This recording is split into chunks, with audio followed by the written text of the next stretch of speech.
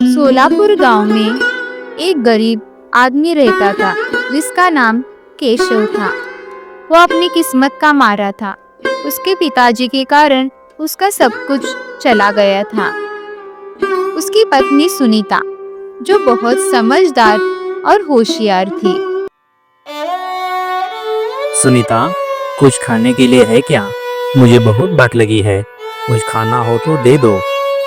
अभी तो चावल चढ़ाइए, थोड़ी देर रुक जाइए, मैं आपको खाना परोसती हूँ। थोड़ी देर बैठिए आप। ठीक है, तब तक मैं बाहर बैठता हूँ, फिर खाना खाता हूँ। थोड़ी देर के बाद सुनीता केशव को खाना परोसती है। दोनों में कुछ बातें हो रही होती है। तभी उनकी बेटी गुड्डी आती है। माँ, मुझे खाना दो, मुझे बहुत भूख लगी है माँ। पिताजी, आप मेरे स्कूल की फी कब दोगे पिताजी? बिटिया, मैं कुछ काम ढूंढ के तुम्हारे स्कूल के पैसे भर दूंगा। तुम चिंता मत करो बेटा। एक एक कर केशव शांति से बैठ जा। केशव अगले दिन पेट की भूख और बेटी की स्कूल की फी चुकाने के लिए जमींदार के पास चला मालिक, जाता है। मेरा नाम केशव है। मुझे कोई काम हो तो दे दो। मुझे पैसे की बहुत जरूरत है मालिक। मेरी बिटिया की फीस भरनी है और कुछ खाना लाना है। मेरे पास तुम्हें देने के लिए अब तो कोई काम नहीं है, लेकिन हाँ, अगर तुम कोई भी काम करना चाहते हो तो मेरे लिए कपड़े धोने का काम करोगे? ठीक है मालिक, मैं आपके कपड़े धोने का काम बहुत अच्छे से और पूरे ईमानदारी के साथ करूँगा, लेकिन कुछ पैसे मिलते तो। ठीक है, देता हूँ, लेकिन कपड़े पर कोई भी दाग धब्बे नहीं लगना चाहिए। पैसे देते ही उसके चेहरे पे बड़ी चमक आई। वो पैसे लेके अपने घर चला जाता है। उसमें से कुछ पैसे सुनीता को गुड्डी की स्कूल भरने के लिए देता है। बाहर गुड्डी केशव को देखते ही दौड़ के चली जाती है। पिताजी, आप कहाँ गए थे? आपको काम मिला क्या पिताजी? बोलिए ना पिताजी।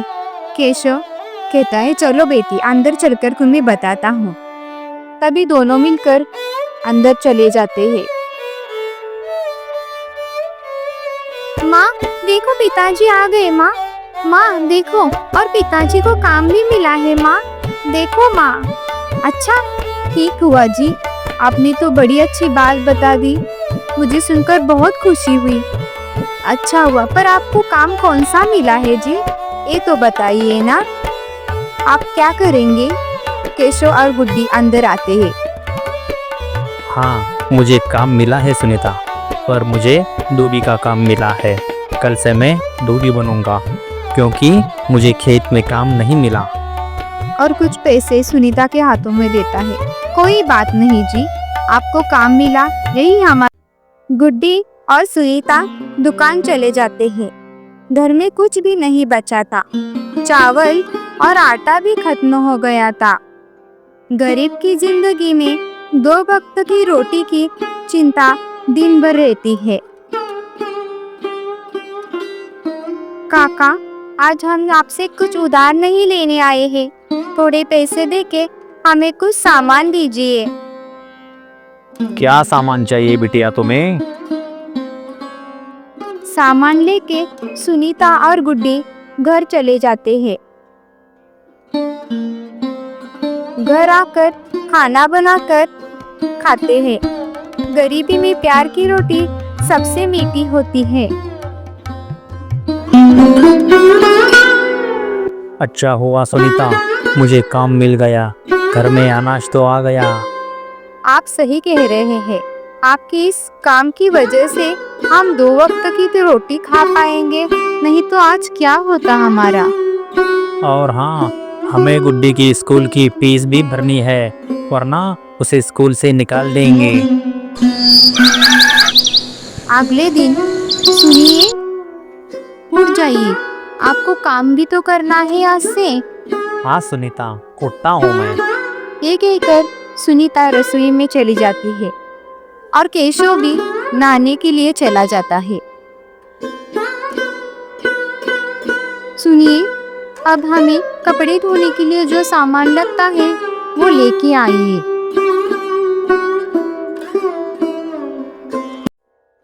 केशव सुनीता ने जो सामान बोला था वो लाने के लिए दुकान चला जाता है। दुकान जाके जो जो सामान चाहिए वो लेके केशव घर चला जाता है।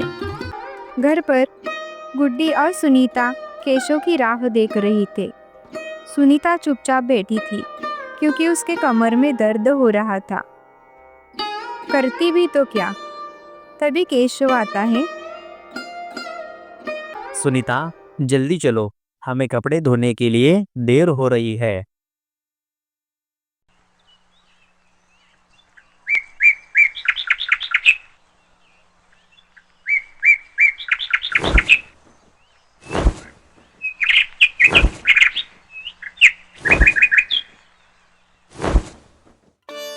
कपड़े धोने के बाद केशव और सुनीता कपड़े सुखाने के लिए रख देते हैं और थोड़ी देर पेड़ के नीचे बैठ जाते हैं।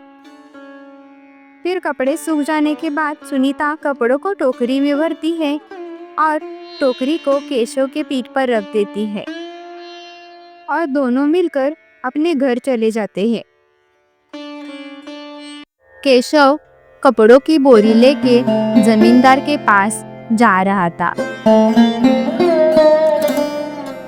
केशव जमींदार के घर पे आते ही बोरी नीचे रखता है और जमींदार को बुलाने लगता है।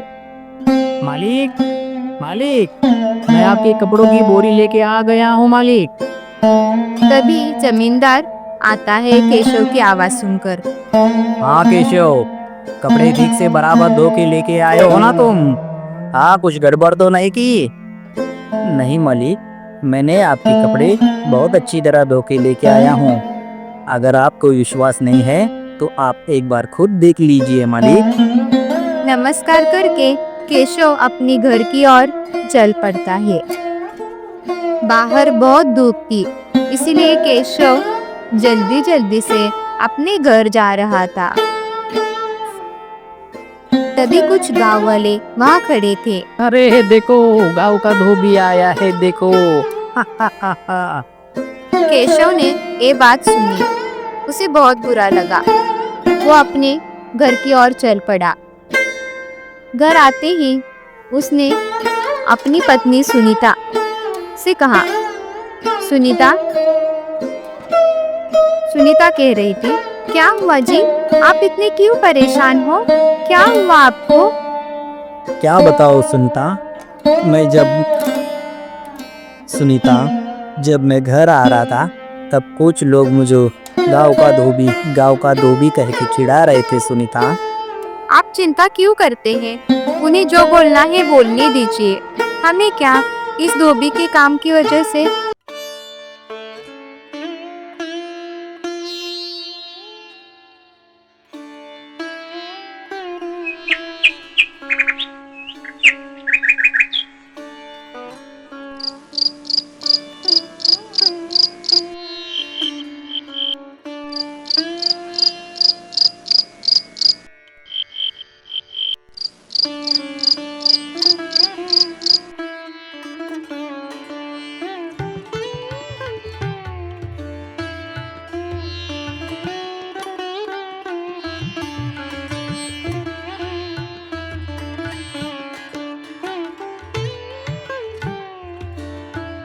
क्यों ना मैं सुनीता के लिए एक अच्छी सी साड़ी लेके जाऊं?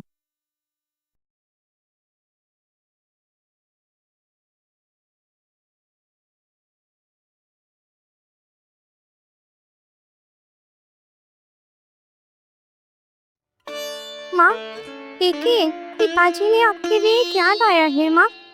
कितनी अच्छा गिफ्ट लाया है माँ, देखिए ना माँ। सुनीता रोने लगती है। माँ, क्या हुआ आपको? आप क्यों रो रही हैं माँ? अपनी माँ को दिया तोहफा देखकर गुड्डी की आंखों से खुशी छलक रही थी। तभी केशव सोचता है कि मैंने कितनों दिनों बाद मेरी पत्नी सुनीता को खोज आज दिया है। सुनीता, मैं तुमसे वादा करता हूँ कि मैं तुम्हारा साथ जन्मों जन्मों तक इसी तरह निभाता रहूँगा।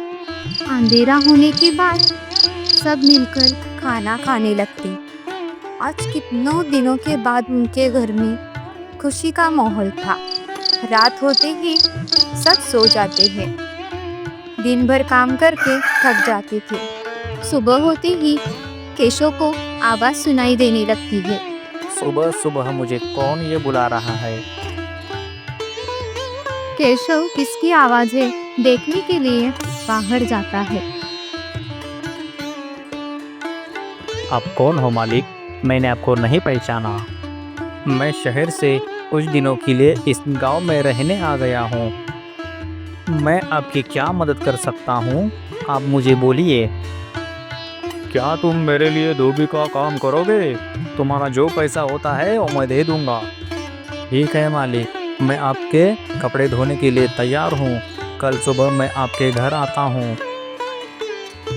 ठीक है, तुम सुबह मेरे घर आना।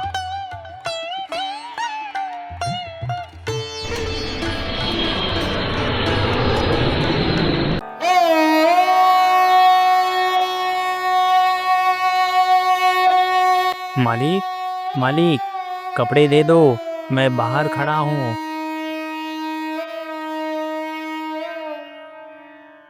केशव, मुझे कपड़े अच्छे और साफ सुथरे चाहिए, और हाँ, कपड़ों पर कोई भी दाग नहीं लगना चाहिए।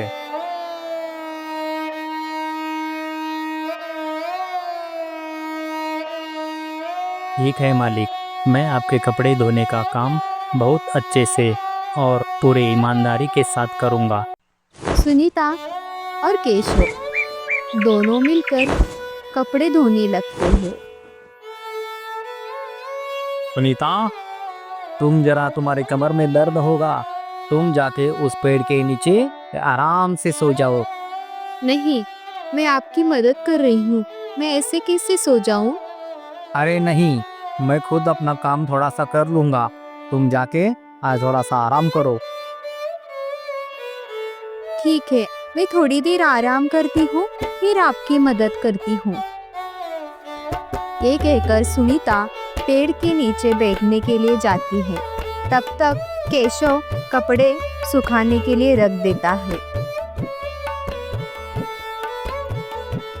सुनिए, आप भी थोड़ी देर के लिए बैठ जाइए ना, आप कब से काम कर रहे हैं? अरे नहीं सुनीता, मुझे जल्दी से जल्दी कपड़े सुखा के जमींदार को दे के आना है, नहीं तो वो बहुत चिल्लाएगा। कपड़े सूख जाने के बाद केशव और सुनीता दोनों अपने घर लौट आते हैं। अगले दिन केशव जमींदार के यहाँ कपड़े की मालिक, मालिक, मैं आपके कपड़े लाया हूँ। केशव, मुझे कपड़े अच्छे और साफ सुथरे चाहिए, और हाँ, कपड़ों पर कोई भी दाग नहीं लगना चाहिए।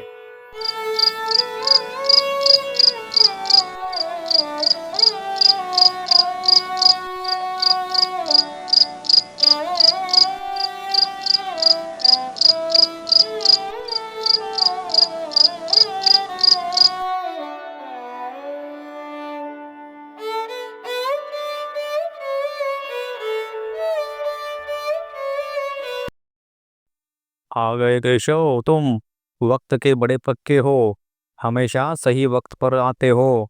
मुझे ऐसे लोग बड़े अच्छे लगते हैं। धन्यवाद मालिक, आपने इतनी मेरी प्रशंसा की। ठीक है, कल वक्त पर आना और ऐसे ही काम करना।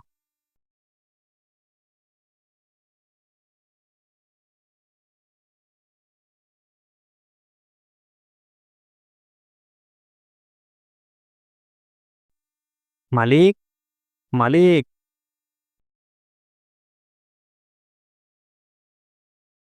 केशव, तुमने धोए हुए कपड़े मुझे बहुत पसंद आ गए। साफ सुथरे कपड़े थे। धन्यवाद मालिक, आपको मेरे धोए हुए कपड़े अच्छे लगे। मैं ऐसे ही मेरा काम ईमानदारी से करूँगा। यही मेरे लिए सबसे बड़ी बात है। कल फिर से वक्त पर आना। ठीक है, कल वक्त पर आना और ऐसे ही काम करना।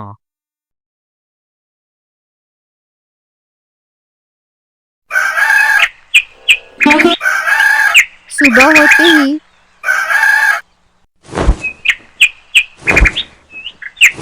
वहाँ कपड़े धो रहे होते हैं, तभी केशव को कुछ पैसे मिलते हैं सेठ के कपड़ों से। सुनीता, देखो, मैं जब सेठ के कपड़े धो रहा था तब उनके कपड़ों से मुझे कुछ पैसे मिले हैं सुनीता। आप क्या कह रहे हो? अभी जाके ये पैसे सेठ को वापस कर दीजिए। हाँ ठीक है सुनीता, तुम जैसे कहती हो मैं वैसा ही करता हूँ। हम ईमानदारी से अपना काम करेंगे और ये ऐसे पैसे अपने को नहीं चाहिए। तुम यहीं बैठो, मैं जाके सेठ को ये पैसे वापस दे के आता हूँ। मालिक, मालिक, मालिक, मालिक, मालिक, मालिक। कभी सेठ बाहर आता है। क्या हुआ? क्या हुआ केशव? तुम क्यों चिल्ला रहे हो? और तुम इतनी जल्दी कैसे आ गए? और तुम्हारी सांस क्यों फूली हुई है? मालिक, मैं आपके कपड़े धो रहा था, तभी मुझे आपके कपड़ों में से ये पैसे मिले हैं मालिक। आप परेशान ना हो जाइए, इसीलिए मैं दौड़ता आया हूँ मालिक। केशव की ये बातें सुनकर सेठ दंग रह गया। वो सोचता रहा कि आज के जमाने में भला इतना ईमानदार कौन हो सकता है। ये लीजिए मालिक आपके पैसे। अच्छा हुआ केशव, तुमने ये पैसे मुझे ला के दे दिए, वरना मैं खामखाम परेशान हो जाता। मालिक, आपके पैसे रख कर मैं क्या करता? आपकी ही वजह से मुझे 2 वक्त की रोटी मिल रही है, यही मेरे लिए सबसे बड़ी बात है।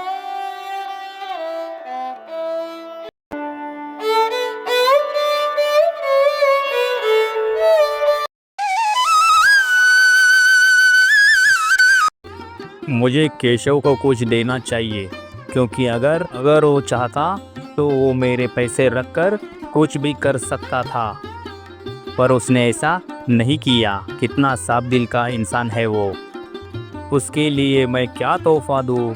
मुझे ऐसा कुछ देना चाहिए जो उसके काम आए और उसकी काम में मदद हो जाए।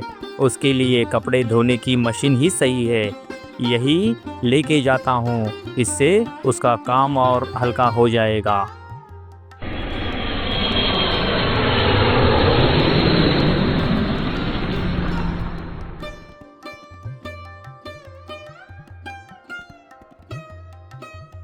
केशव, केशव, बाहर आ जाओ। क्या हुआ मालिक? आप यहाँ कैसे? मुझसे कोई गलती हुई क्या मालिक? क्या मैंने आपके कपड़े अच्छे से नहीं धोए? बताइए मालिक, क्या हुआ? नहीं केशव, ऐसा कुछ नहीं है। कल तुमने जो पैसे देकर ईमानदारी दिखाई है, तुम्हारे इस काम से तुम मेरी नज़र में और ऊपर हो गए हो। मेरी नज़रों में तुम्हारी कीमत और बढ़ गई है। नहीं मालिक, मैंने ऐसा कोई बड़ा काम नहीं किया। नहीं केशव, मैंने तुम्हारा काम और आसान कर दिया है। इसे अंदर रखो और धीरे से ले जाना। मालिक, मैंने सपने में भी नहीं सोचा था कि मुझे ज़िंदगी में ये तोहफ़ा कभी देखने को भी मिलेगा, पर आपने ये तोहफ़ा। हमने कभी नहीं सोचा था कि हमें ऐसा कुछ मिलेगा। हमारी दुआ हमेशा आपको लगेगी। आपका नहीं हमेशा नहीं, भला हो ऐसा मालिक। कुछ नहीं। तुम्हारी जो ईमानदारी है वही मुझे अच्छी लगी। तुम्हारी ईमानदारी का ये तोहफा। सुनीता, सेठ के दिए हुए इस तोहफे से हमारा काम और बढ़ेगा और हमें मेहनत भी कम लगेगी। कह रहे हैं हमारा कम समय में ज़्यादा काम बनेगा और मेहनत भी कम करनी पड़ेगी।